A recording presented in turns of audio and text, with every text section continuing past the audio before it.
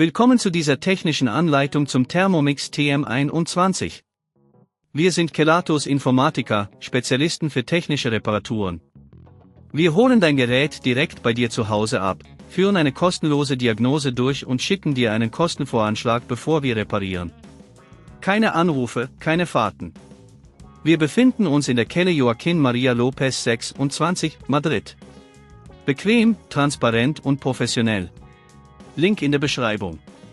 Wenn dein Thermomix TM21 komische Geräusche macht, könnte das ein Zeichen für ein Problem im Motor oder anderen Komponenten sein. Solche Geräusche deuten oft darauf hin, dass etwas nicht richtig funktioniert. Wenn du das Problem nicht rechtzeitig behebst, könnte es zu ernsthaften Schäden führen, die kostspielige Reparaturen nach sich ziehen. Um diese Reparatur durchzuführen, benötigst du einige Werkzeuge.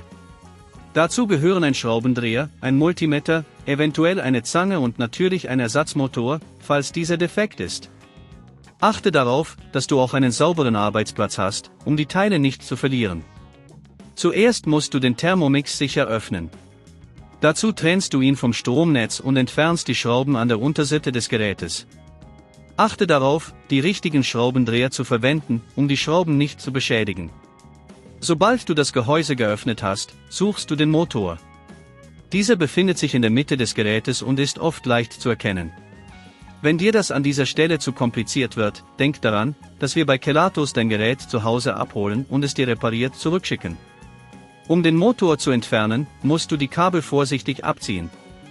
Achte darauf, die Verbindungen nicht zu beschädigen. Es kann notwendig sein, die Schrauben zu lösen, die den Motor halten.